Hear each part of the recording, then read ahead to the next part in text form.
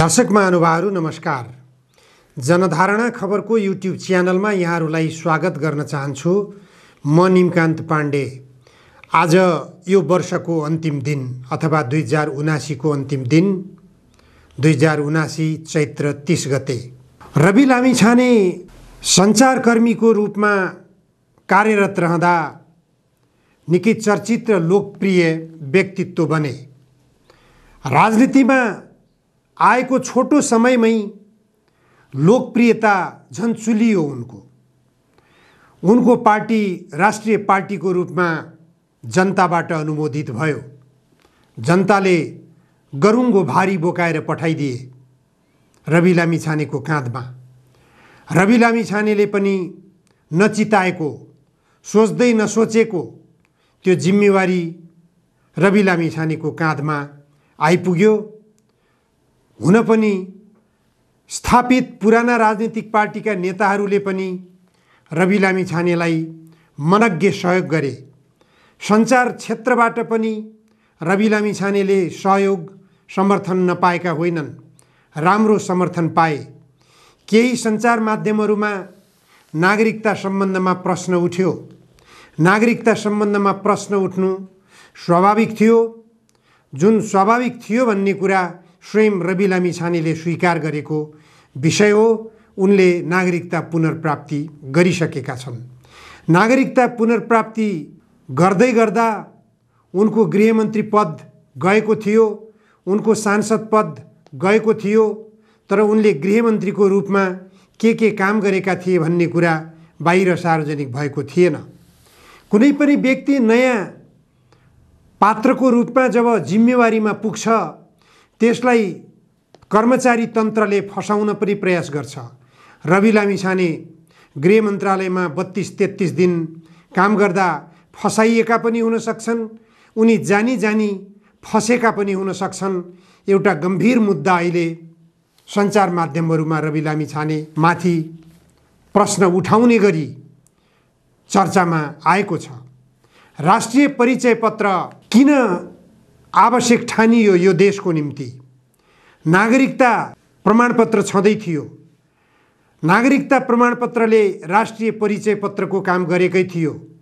राष्ट्रिय परिचय पत्रले पनि गर्ने त्यही हो अहिलेसम्म जे नागरिकताको प्रमाणपत्रले गरेको थियो।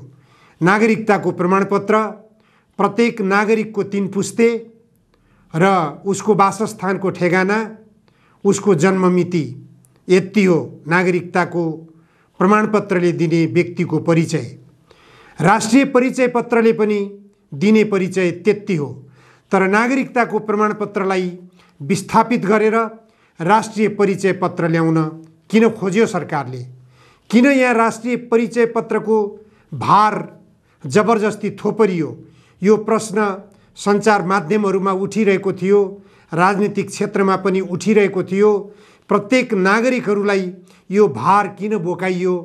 यो अनावश्यक किसिमको कार्यव्यस्तता राष्ट्रिय परिचय पत्र बनाउन प्रमुख जिल्ला अधिकारीको कार्यालय अथवा परराष्ट्र मन्त्रालय जहाँसुकै गए पनि लामो लाइनमा उभिनुपर्ने हुन्छ। जनताले शास्ति पाएका छन्। जनताले चलाउँदै आएको, भोग चलनमा रहेको, दैनिकी कामलाई प्रयोग गर्दै आएको नागरिकताको प्रमाणपत्र अब विस्थापित हुँदैछ। त्यसकारण राष्ट्रिय परिचय पत्र बनाउन अनिवार्य छ। यो खालको सन्देशले आम नागरिकहरूलाई एउटा कार्यबोझ थपिदिएको छ। यो कार्यबोझ भनेको राष्ट्रिय परिचय पत्र बनाउनै पर्नेछ। अझ वैदेशिक रोजगारीमा जाने अथवा विदेशमा अध्ययनमा जाने अथवा विदेशमा टुरिस्ट भिसामा जान खोज्ने जो कोही नेपाली नागरिकको लागि पनि राष्ट्रिय परिचय पत्र आवश्यक बनाइएको छ। जोसँग राष्ट्रिय परिचय पत्र छैन उसले राहदानी समेत नपाउने प्रावधान सुरु भएको छ। यही राष्ट्रिय परिचय पत्र बनाउनको निम्ति, यो राष्ट्रिय परिचय पत्र कार्यान्वयनमा ल्याउनको निम्ति गम्भीर खालको चलखेल भएको कुरा आज प्रकाशित एउटा दैनिक पत्रिकाले समाचार छाप्यो। रवि लामिछानेले फास्ट ट्र्याकबाट ठेक्कामा दिएर एउटा विदेशी कम्पनीलाई नेपाली नागरिकहरूका व्यक्तिगत विवरणहरू उपलब्ध गराउने काम गरेको अत्यन्त गम्भीर र सङ्गीन आरोप लगाइएको छ। राष्ट्रिय परिचय पत्रमा आबद्ध नागरिकका वैयक्तिक र जैविक विवरण रुजु गर्ने जिम्मा विदेशी कम्पनीलाई भनेर समाचारको शीर्षकमा भनिएको छ।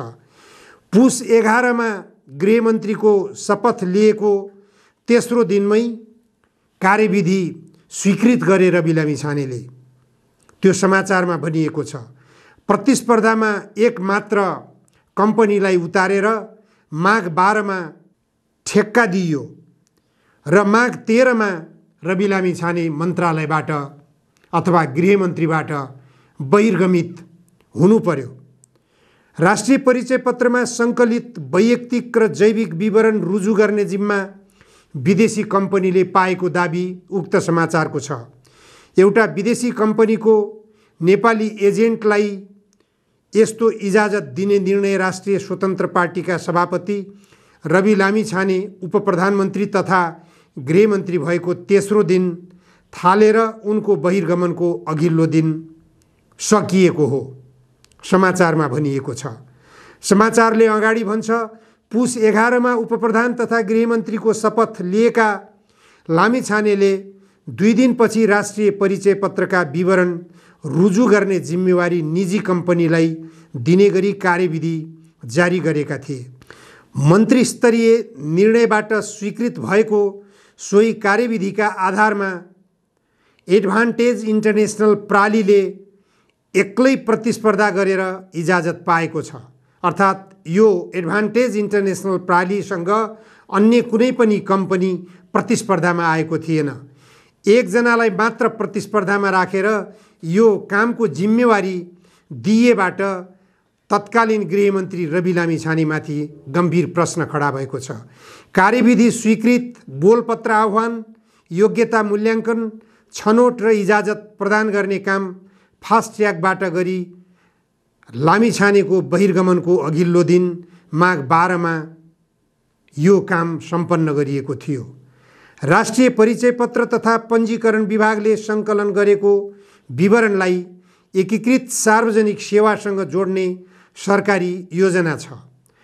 नागरिकले हरेक कार्यालयमा उस्तै दस्तावेज प्रस्तुत गर्नुपर्ने झन्झटको सट्टा परिचय पत्र नम्बरको आधारमा सेवाग्राहीका विवरण प्रमाणीकरण गर्ने प्रबन्ध गर्न लागिएको सरकारको दाबी हो। तर सेवा प्रदायक अड्डा र परिचय पत्र विभागको डेटा सेन्टरको बीचमा एउटा निजी कम्पनी हुनेछ। ठेक्का फ्रान्सेली कम्पनी IDEMIA को एजेन्ट एडभान्टेज इन्टरनेसनल प्रालीले पाएको छ। यो काम बापत यो कम्पनीले संस्था र नागरिकबाट सेवा शुल्क उठाउन पाउने गरी 10 वर्षलाई जिम्मेवारी पाएको छ। यही कम्पनीलाई फेरि म्याद थप गर्ने प्रावधानमा राखिएको छ। तर यसरी कम्पनीलाई जिम्मा दिने प्रक्रियामा पनि प्रचलित ऐन कानुनमाथि बलमिच्याइ गरिएको छ। पदभार सम्हालेको तेस्रो दिन गृहमन्त्री लामिछानेले कार्यविधि स्वीकृत गरेपछि कार्यान्वयनका लागि भोलिपल्टै मन्त्रालयले परिचय पत्र तथा पञ्जीकरण विभागलाई पठाएको थियो। नागरिकको विवरण प्रमाणीकरण एवं अन्तर्प्रणाली आबद्धता सम्बन्धी कार्यविधि 2079 माननीय उपप्रधान तथा गृहमन्त्री स्तरको निर्णयअनुसार स्वीकृत भएकाले प्रमाणित प्रतिलिपिसहित पठाइएको छ। गृह मन्त्रालयको योजना अनुगमन तथा मूल्याङ्कन शाखाले विभागलाई लेखेको पत्रमा उल्लेख छ। गृहबाट स्वीकृत कार्यविधि बमोजिम कम्पनी छनौट गर्न बोलपत्र आह्वान गर्ने भन्दै विभागले पुस 22 निर्णय गरेको थियो। यही निर्णयका आधारमा पुस 27 बोलपत्र आह्वान गरिएको थियो। तर त्यसका लागि जम्मा 1 साताको म्याद राखिएको थियो। जबकि सार्वजनिक खरिद ऐनको दफा 14 स्पष्ट भनिएको छ, राष्ट्रिय स्तरको बोलपत्र वा पूर्व योग्यता निर्धारणको प्रस्ताव आह्वानको सूचनाको हकमा कम्तीमा 30 दिन र अन्तर्राष्ट्रिय स्तरको हकमा कम्तीमा 45 दिनको अवधि दिनुपर्नेछ। यसरी बेथितिको अन्त्य गर्ने भन्दै संसद र सरकारमा पुगेका नेता रवि लामिछानेले नै ऐनको हुर्मत लिएर जम्मा 7 दिनको म्याद दिएर बोलपत्र आह्वान गराएका छन्। निर्धारित म्यादभित्र कुनै बोलपत्र नपरेमा सुरुमा 15 दिन र त्यसपछि 7 दिनको म्याद राखेर पुनः बोलपत्र आह्वान गर्न सकिने व्यवस्था ऐनमा छ। तर गृह मातहतको विभागले प्रतिस्पर्धालाई सीमित गर्न पहिलो पटक नै 7 दिन तोकेर बोलपत्र गरेको थियो। गृह मन्त्रालय स्रोतका अनुसार बिचौलियाको सेटिङमा अघि बढाइएको यो प्रक्रियामा भाग लिन 7 दिनको म्यादमा एउटा मात्र कम्पनीको आवेदन परेको थियो। अझ आवेदन शुल्क समेत शङ्कास्पद रूपमा 15 लाख राखिएको थियो। रवि लामिछाने जस्तो सञ्चार क्षेत्रमा काम गरेको र अरूका गल्ती कमजोरीहरू औँल्याउँदै अरूलाई सचेत बनाउँदै खबरदारी गर्दै आएको एउटा व्यक्तित्व, जुन उसको क्रियाकलापबाट उसले लोकप्रियता हासिल गरेको छ र जनतामा आशा बाँडेको छ। रवि लामिछानेले केही गर्छ, रवि लामिछानेले विकृति, विसङ्गति र व्यथितिहरूको अन्त्य गर्छ भन्ने आशा नेपाली जनमानसमा जगाएको छ। यही कारणले गर्दा रवि लामिछानेको नामबाट पार्टी खोलियो, राष्ट्रिय स्वतन्त्र पार्टी। त्यो पार्टीले चुनाव चिन्ह रोज्यो, घन्टी चुनाव चिन्ह मात्र लिएर कोही व्यक्ति चुनावमा उत्रिएको छ भने त्यसको लोकप्रियता हत्तै बढेको छ। उसलाई नेपाली मतदाताहरूले मतदान गरेका छन्, आँखा बन्द गरेर मतदान गर्ने गरेका छन्। यो लोकप्रियता रवि लामिछानेले प्राप्त गर्दै आएको लोकप्रियता हो। तर यो लोकप्रियतालाई धराशायी बनाउन गृह मन्त्रालयको जिम्मेवारी जब रवि लामिछानेले पाए, त्यसपछि उनले आफ्नो गम्भीरता, आफ्नो जिम्मेवारीको गम्भीरता, आफ्नो लोकप्रियताको गम्भीरता, यो देशका पुराना राजनीतिक दलका नेताहरूलाई नेपाली जनताले नो नट अगेन भन्दै विस्थापित गर्न चाहेको गम्भीर पक्षतर्फ रवि लामिछानेको ध्यान पुगेन कि?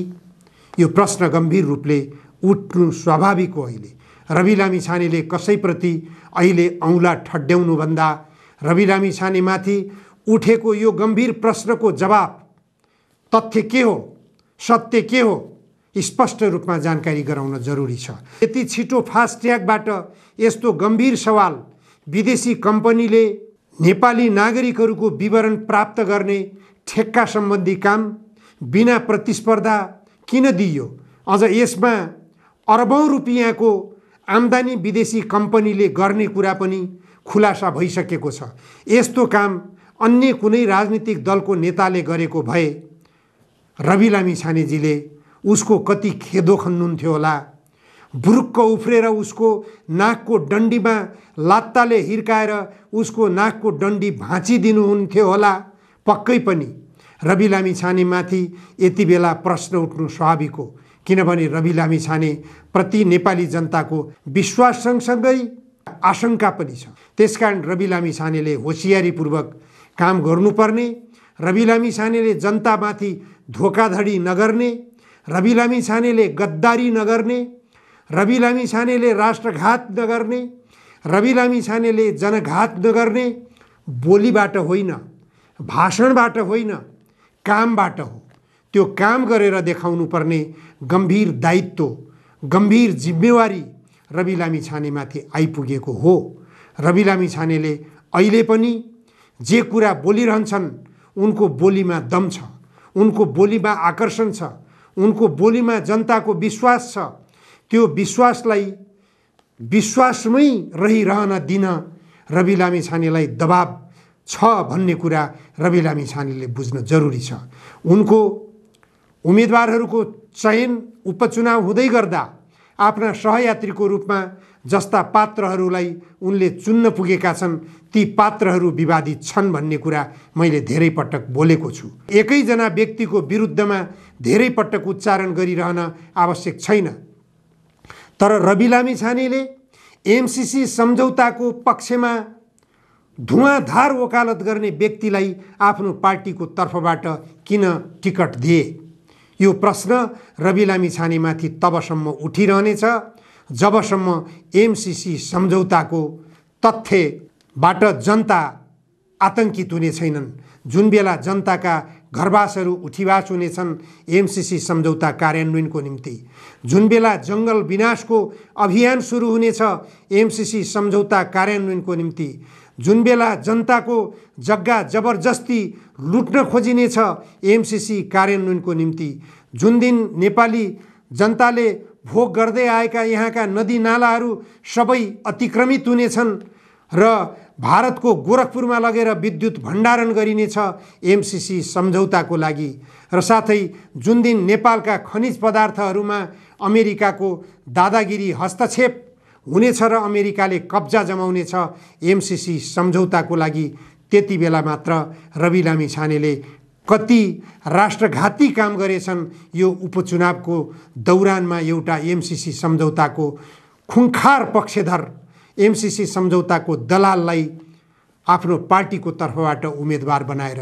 यो कुनै एउटा ढाका कुमार श्रेष्ठले दुर्गा प्रसाईसँग 2 करोड लेनदेनको सवालमा गरेको टेलिफोन संवादभन्दा गम्भीर प्रकृतिको अपराध, चाहे यो रवि लामिछानेले गृहमन्त्रीको हैसियतबाट दिएको ठेक्का प्रकरणको अपराध होस् अथवा एमसीसी सम्झौताका दलालहरूलाई चुनावको टिकट दिएर प्रतिनिधि सभामा ती दलालहरूको सशक्त उपस्थिति बनाउने योजनामा रवि लामिछाने दुरुपयोग हुन पुगेको अवस्था किन नहोस्।